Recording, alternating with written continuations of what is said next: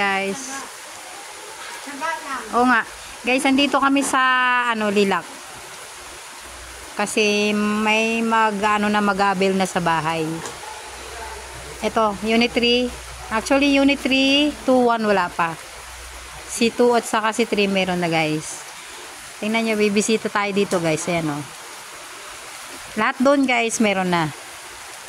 Mula na yun, oh. Doon lahat yan, pati to. Ito wala pa, guys. Kulang pa sa pintura yan, oh.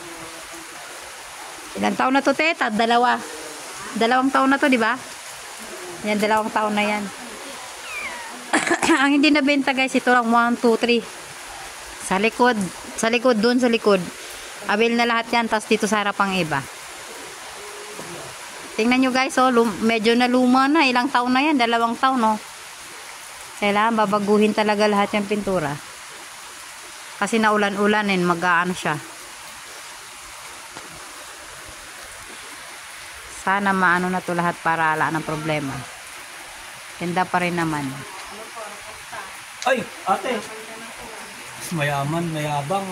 Kaya kita mo, sobrang yabang ko. Hindi matapos-tapos. Kaya ayoko na kukuha ng ano. Masyado yung matanda na may-ari. Ang matanda, di ba nakikita nyo?